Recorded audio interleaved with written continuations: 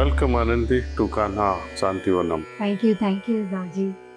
So glad to be here. So it is a very nice experience to be here because I've been to Hyderabad before just once, but when I looked for the places to must visit on the social media, it was much about the Instagrammable places.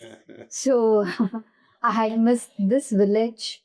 Uh, I'm very glad to be here this time. I think my stay in Hyderabad has become much more beautiful.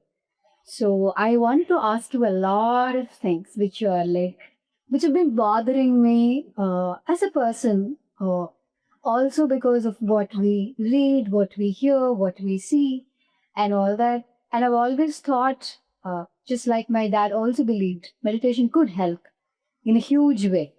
So I also want to start meditating. That's also the reason why I'm here. So before I start off with anything, I just wanted to um, thank you for making this Thank you. place an ideal place to look forward to see where there's hope.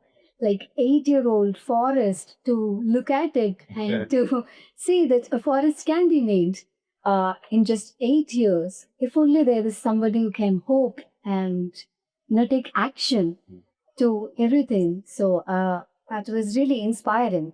So the first question is this: uh, how to inspire people to do something good? Because, like I told you, if I want to look at it, it is becoming very hard. If I'm looking at the government or looking at my own people, so everybody is giving me a guidance as to become a more materialistic person because that's how the success is being measured. But coming down here, removing my slippers, walking in the forest, that gives me more happiness than what has been suggested so far. So, how do I inspire people in such a way that the measurement of happiness, the measurement of success, all changes? Well.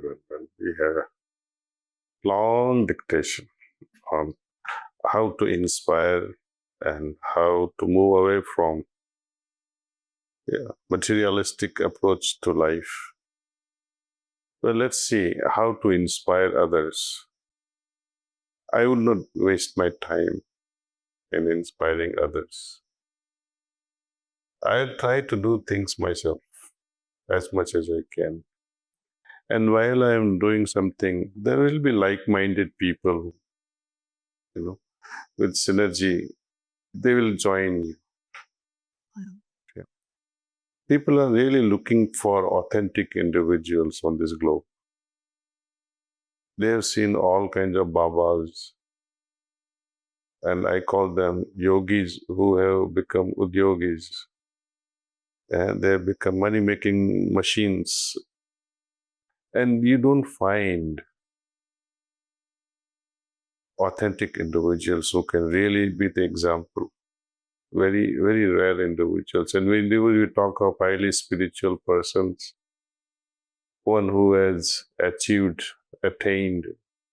we talk of Buddha, we talk of Ramakrishna Paramahansa, we talk of Kabir, we talk of everybody in the past, Swami Vivekananda. What were they talking? People in their presence. They were always comparing with the past. Today we are going back into the past and say, oh, they were so glorious. Right? Once in a while, once in 500 years or so, a great personality would come and try to inspire by leading a life of example. If I cannot dive deep in meditation, if I cannot go beyond Sahasradal Kamal, if I cannot go beyond Satchitanand, how can I teach that to others and say you can also attain that? Most Babas, they say, you are failing in experiencing all this because of your karmas. Or because you're not doing it correctly, or because you're not doing it regularly, or because there is some vastu of fear affecting your house and so on. There are all kinds of excuses, reasons after reasons. But in order to give the authentic spiritual experience, this is the place. You come, meditate, and you don't have to sit with the guru. You can sit with any trainer. And if you don't want to sit with any trainer and you want to meditate in the comfort of your own home, download this app. A trainer will remotely connect with you and help you go through this meditation. It's a superb thing that you can have. And once you feel it in your heart, once you experience that energy, that divinity in your heart, automatically, your life will fine tune itself with your inner call. Does it happen overnight in one instance? To many, it does. To some, they take a little time. But done this properly every single day, little by little, little by little. Even if you do this for 5 minutes, it will change your life. So you be the change, you be the inspiration to yourself. People, when they notice in your, especially your family members, when they notice, oh, there's such a deep change in this person. Why? Then they will start digging into it, find why this person is now so good. Right? When it comes to materialistic rat race, nothing wrong with it. If you can invest all your energy into it and you can still lead a life without headache, go ahead. If you have the ability to make 2 crores, 10 crores, go ahead, make 100 crores. God is not going to stop you. God is always with us. Even when you want to commit a crime, killing someone, God doesn't cut off your hands, right? It goes on. The total freedom is given to us, and that is perhaps a big mistake of God. Using that freedom for our own evolution, that's the only thing we can do. And this evolution can happen when we integrate all facets of life. If I am flip-sided and only pursuing towards material world, I am doing that at a cost of spiritual life. And if I involve myself intensely in one direction towards spirituality, ignoring material life, then your family suffers. They become parasite on community, right? So we have to integrate both. We have to pay attention to both. Happiness is one thing. Comfort is another thing. Joy is third. Bliss is another thing. Why do we have such names? Because they do actually exist. There's a big difference between comfort, happiness, joy, and bliss. These are incremental emotional states. And as we go higher and higher into all this, they become subtler and subtler, more refined. So I highly recommend meditation. As you said, seeing your father's lifestyle, meditation leads you to true yoga. Yoga means a state of union within yourself. Your lower self with lower tendencies now is resonating with the higher self with higher resonance. Your conscience is also elevated. Right? When we talk of consciousness, means to become more aware. Through meditation, you truly become more aware of everything around you. Next thing that kicks in, you become aware. For example, your neighbor is suffering, right? Doesn't have enough money for food. You become aware of it. What do you do next? Most people, they become aware of various things, but they don't have a plan for next action. Even phoning questions, oh, Ananti, how are you doing? Okay. And if she say, oh, no, I have a headache, are you going to help her? Or if you say, Ananti, how is your life doing? Oh, I'm suffering. I don't have enough money. Are you going to give her a few thousand rupees? Don't ask a stupid question, how are you? Unless you have real intention of caring for that person. Otherwise, just a gossip conversation. More like a hello. Hello. But Gaja, I wanted to ask you this because no, even when you're doing something for ourselves, probably deep inside us, we have this conviction that we're doing it right and it is also helpful for the environment. Probably it's helpful for us, for the internal peace. But as you said, coming from a family, we have a lot of commitments around us and the expectations are different. And sometimes it feels as we're disappointing our parents. And as as a grown up child, I would say, most of us, when we talk to each other, we all feel as if we are all disappointing our parents, even when we are not doing anything to harm others, or we are consciously doing things that would only benefit others. But still, it's There's a something. deep, deep psychology behind this feeling. Okay. You see, I have two boys, and my younger son, especially, when I ask him to do things, he said, "Dad, you're always telling me to do that." And when I do that, and it's not that he will not do it, he'll do it. Then my next request would be to do little better and little better. And he said, "Your demands are never decreasing." I said, as a father, I like to see you perform at your best. See, if I see you're successful in your business at this level, you can do better. Same time you are spending 4, 5 hours, 8 hours a day in business. Within that time only, find something that it can make you better. Meditate well. Well, they do very well. And there is no limit to refinement of humanity. Say, and when parents are watching, they always see the negative.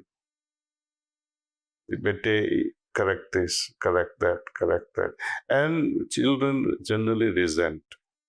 And when parents see the negative things to correct, I think they are being impatient. Sometimes they express their feelings with little irritation, a little anger, little displeasure. And this displeasure continues, and that widens the gap between parents and children. That's it. I think you should have a friendly relationship with children, and children will not understand you until they themselves become parents. Then they'll say, "Oh, my old man was right. He was always after me." No, but then again, here comes a generation, a very confused generation, because they have a lot of conversations. Some are worthy, some are not that much, but it still makes us think. So again, what conversation now, the repeated thing that goes on within us is, should we really become a parent? Should we really take up the responsibility of raising a child, looking at some other child when we're not able to, you know, get across a message, just like our parents were, struggling with us. So when this becomes, there are many times when we are doubtful. I don't think you should doubt it. You are having children, you're investing in capital. It's like that to have a good interest of grandchildren. Because it's the grandchildren who will give you so much of joy in life. So you have to plan ahead of time. And encourage your child to marry early. Anyway, you look, many youth, I don't say that they are confused a lot. I think they know very clearly what they want in life. And when you are so sure of what you want in life, you become very rigid about it, Okay. right? And you lack flexibility. Then you have determined your mind, you have made up your mind and say, "I'm not going to do this. I am not going to marry." Okay, fine, don't marry. What is the reason for not marrying? Are you wanting freedom to flirt around? If that is the case, that is your life. No one will stop you. But see the consequences when you become 50, 60. You will not have a family. People you see rotting in old age homes, you can imagine yourself present there. Okay. Once I asked a question to one of my friend's daughter. It was in 2012 or so. And conversation with her was the reason why I ended up writing this book, Wisdom Bridge. Okay. I asked her just a simple question because she was coming from Atlanta and she grew up in front of us. And well, the natural question was, Bete, when are you getting married? And she was 28 years of age by then. See, this is uncle. When I'm 32, 33, I want to settle. I said, what do you mean by settle? You have a house of your own, you have your car of your own. Now you have enough money also. You are a film director. Then she said, I would marry at age of 32, uncle. Don't pressurize me. I said, I will not pressurize you. I have nobody to propose you also anyway. But I'm just asking you, then I casually asked her a question. Who is the most favorite person in your family? Whom do you enjoy the most with? Oh, I used to love my grandma. And she's not there anymore. It has created a big vacuum in my life. I said, okay. Why are you robbing your children from having a grandmother? I asked her like that. Because when you marry at 32, 33, you have your declining, reproductive age, right? And you're not very sure of the health of the child that you are conceiving. There will be so many tests being done, genetic tests. And all these tests, they don't tell you everything. Because they have their own limitations too. Anyway, when you marry at 32, 33, when do you think you will have a child? Or 35, 36? Okay, fine. When your child becomes a teenager, how old will you be? This is 48, 49. I said, look, at that time, what will happen? You, with your menopause, so unstable, emotionally, you are so broken because of the hormones. And your teenage child's hormones are also boiling. You have your teenage life and see how you made your parents regret for having sex. That's what will happen to you. You are in a chaos. Your child is in chaos. So what happens to the roof of your house? It will be jumping up and down. See, the house will be in turmoil. Is this really what you want? And later on, what will be the age of your mother when you have this child turned teenager? She may not be even alive. And even if she is alive, she won't be able to play, converse, things of that nature.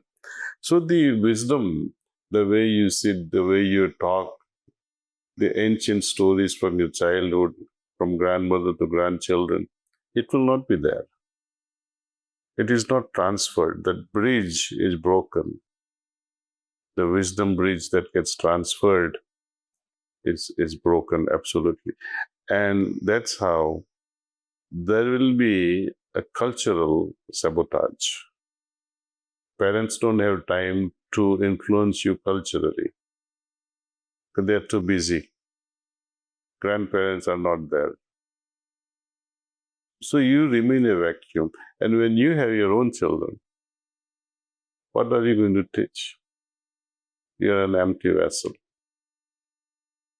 The cultural degradation, society's degradation will happen because of this choice that we have made, and I'm going to marry late for whatever reasons. Reproductively also. Some people say, they argue, oh, I'm going to freeze my eggs. I'll save my sperm in a sperm bank. But these are all chances that you're taking, and something can go wrong, and kind of a child that you'll conceive, you'll only regret. So one thing is all about family. So even when I was growing up, it was mostly like, there has to be some work and life balance, personal life and work, somewhere to even think about the environment, it took so many years. So only after that, when I look back, I asked my mom or grandma, they've been doing certain things to actually not hurt the environment. They've been doing it naturally. I think it was not something they wanted to do it consciously. So it was a part of their lifestyle. So even when this is changing, let's say now we are more like rebels. We are not listening to so many things that are being passed down to us. So how do you think we can put across a message? Because certain lifestyle things that they're already doing it. So they're doing it, and if we can and if we're open to it, we can actually see that and do it for ourselves.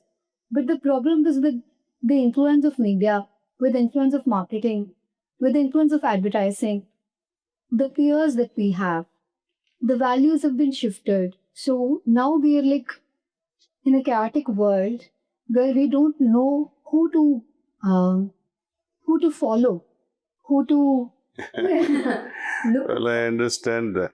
You see, there is a big difference between today's youth and people from my generation. People from my generation, they were not very sensitive to environment. Even now, they laugh at it. Today's youth is more sensitive to environment. They do really care. They do plant now and then. When you see during their vacation, they take up a hobby of planting on. So I think they are always looking for a platform how to improve environment. We should welcome them. We should welcome them and say, okay, um, even if you don't plant 100 trees every year, plant at least one. Okay. And my message to youth, plant something that can bring you so much of income. For example, let us see, today's youth, consider them teenagers. Hypothetical example of Bharat at the age of 15 or Bharati at the age of 15. If Bharat and Bharati, they plant on 1 acre 400 sandalwood trees. Okay.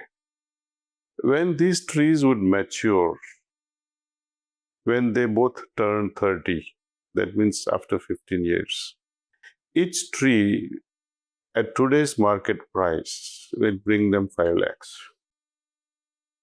Times 400 trees in an acre. 5 lakhs times 400 is 20 crores. You are already crorepati at the age of 30, my dear. And when you do get married, for each child, you plan another 400. So when they also turn 15 and 16, you are teenager, they will also plant more. And you will have crorepatis with every generations.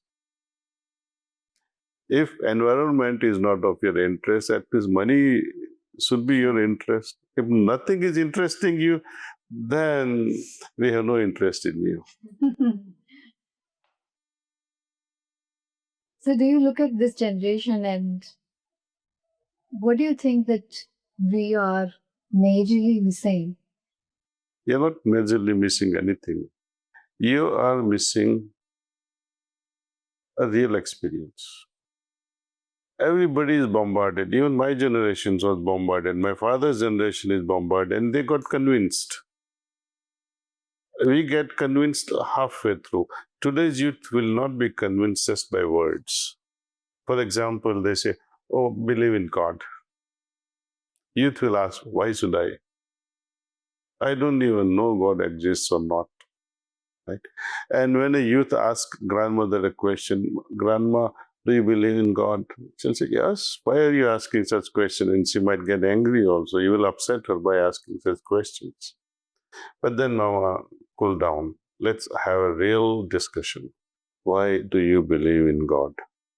Then Grandma will say, because. Because what?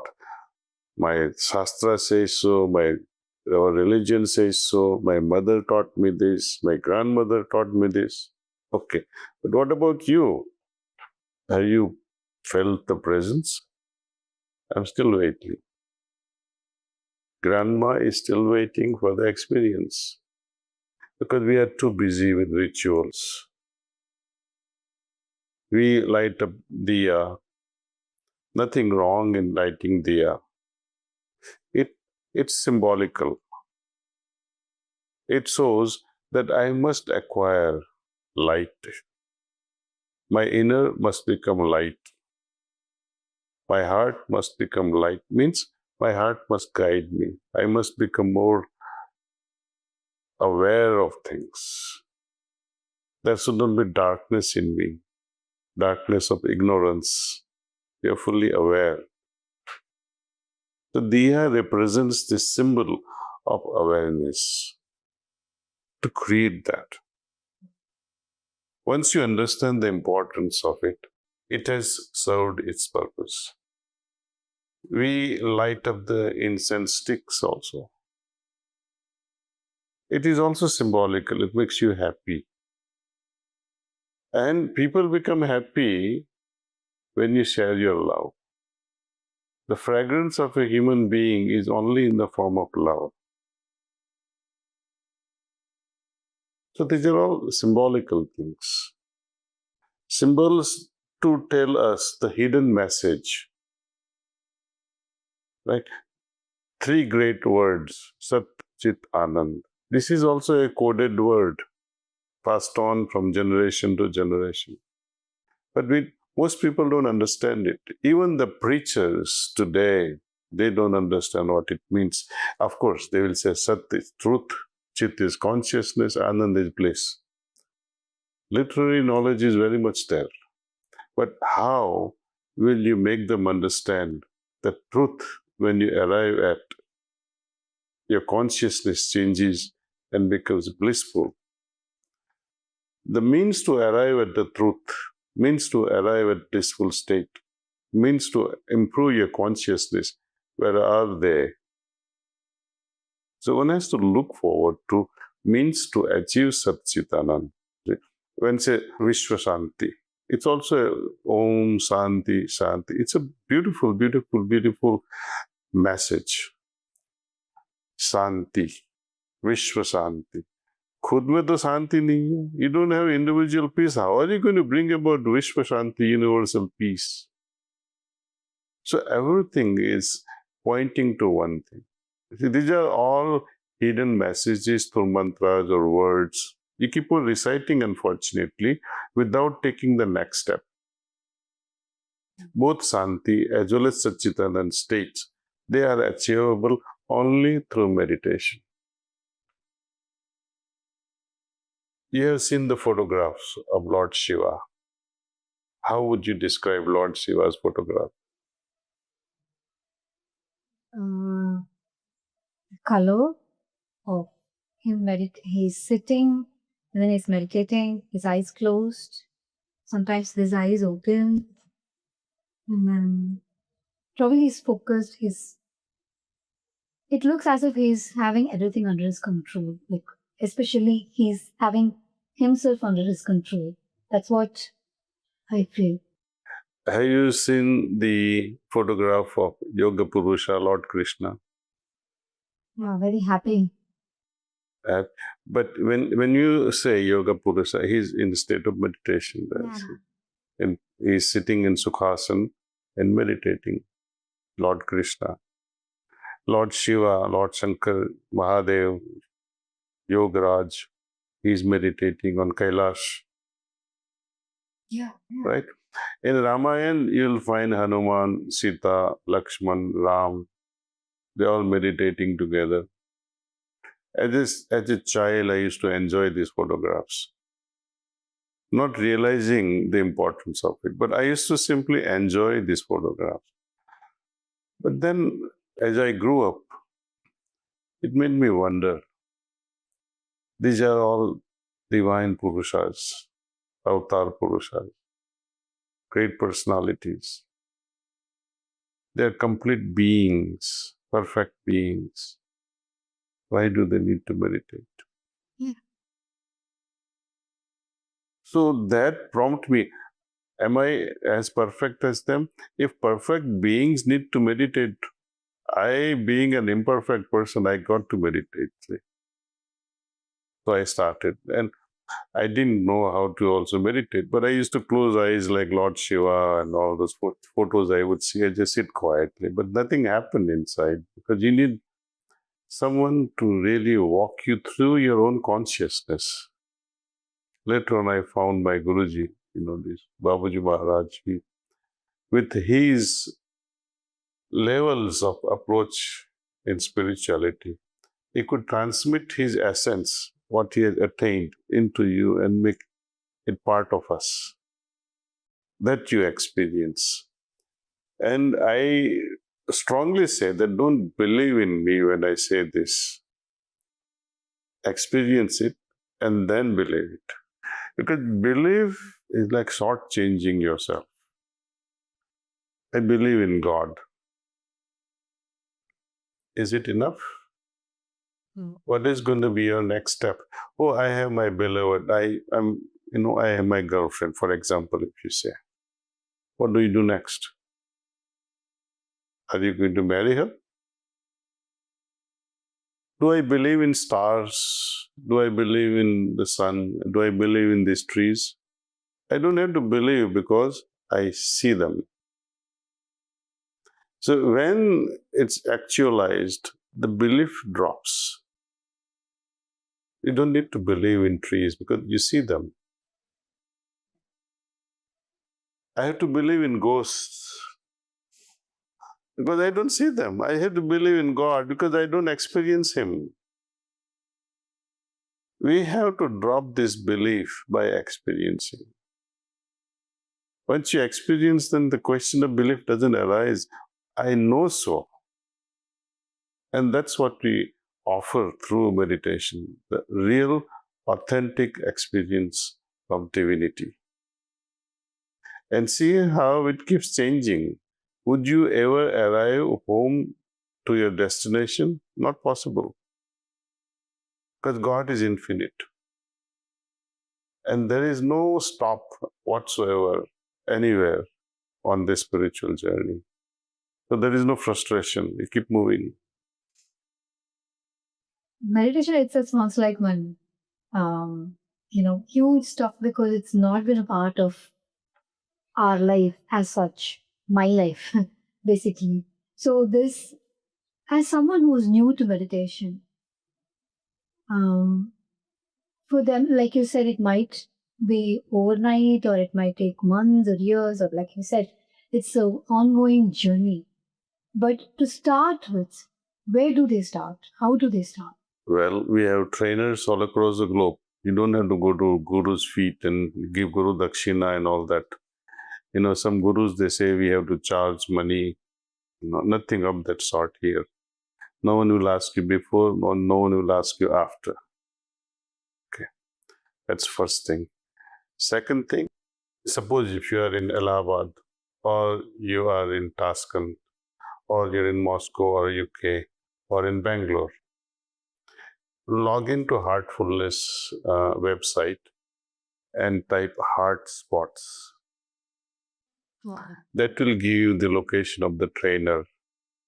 Take an appointment, go to the trainer and meditate with that trainer. Fine. If there is no chance of meeting a trainer in person, you can download the app. It's called Heartfulness app and request for a one-to-one meditation. That person will walk you through meditation. That person can be in London, the trainer, and you could be in Bangalore. Both will connect and you meditate with that person.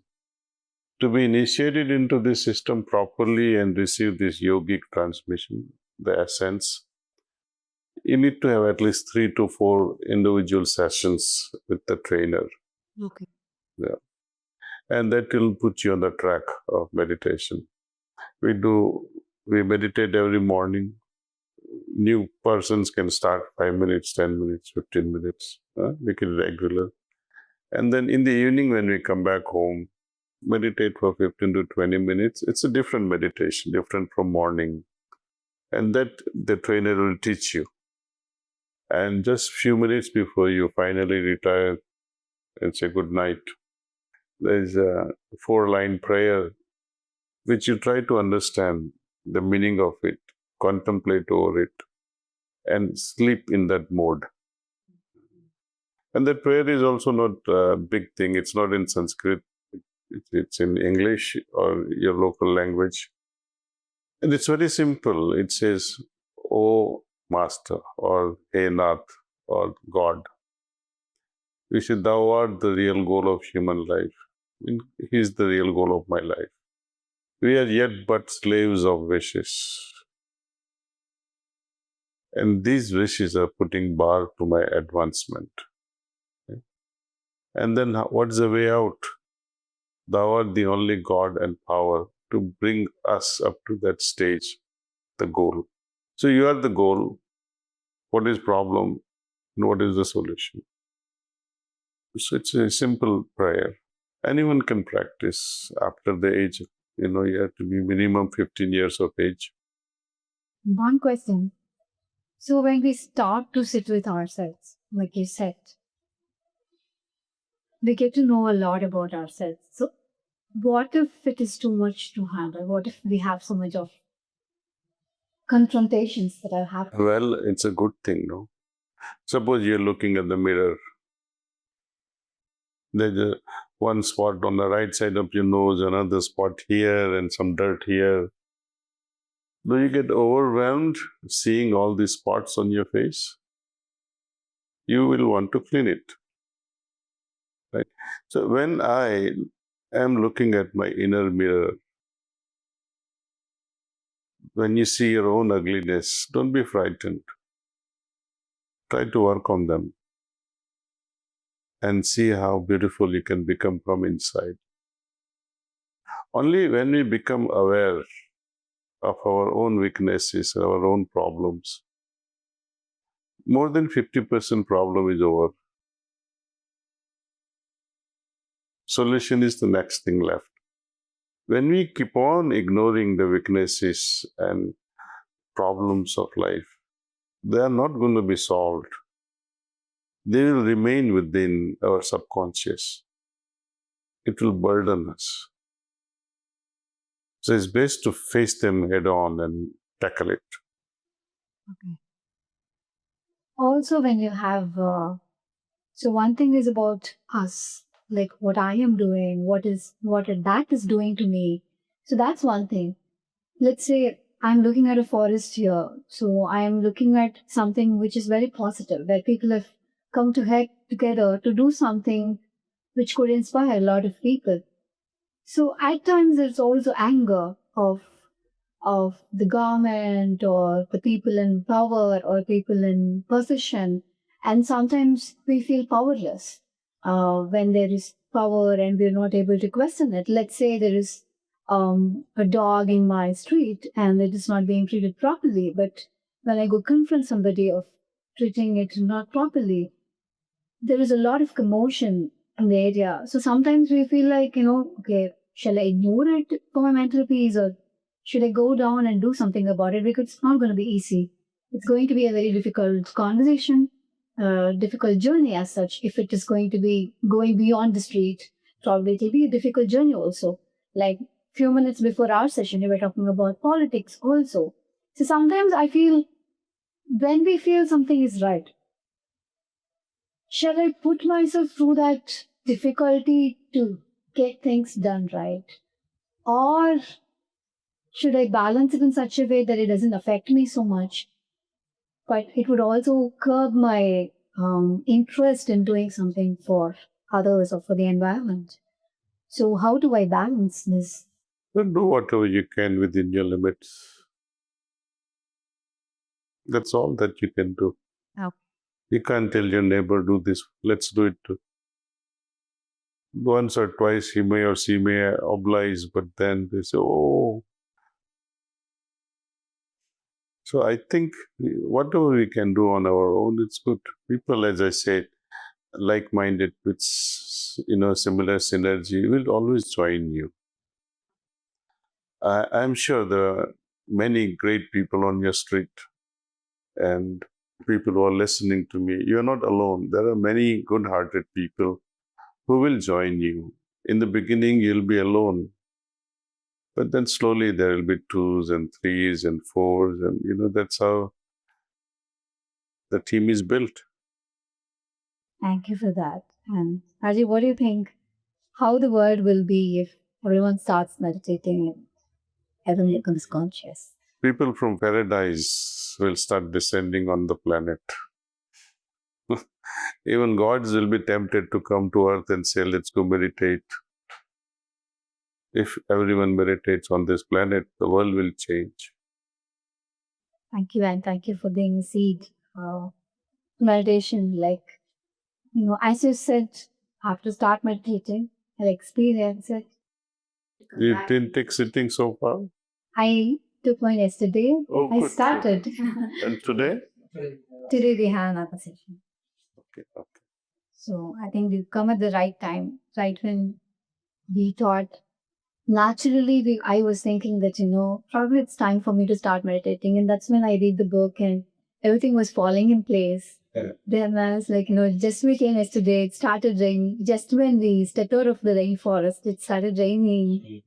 It was drizzling right when we saw Babuji. Acha. So that's when it rained. There was so much of wind.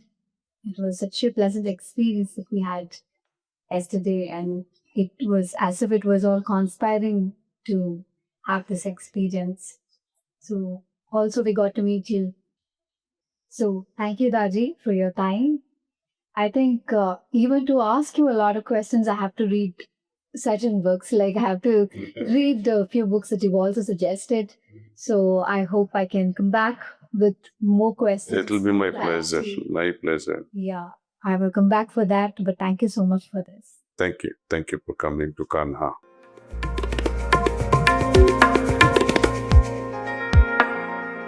So it's very simple, I think. It's very simple.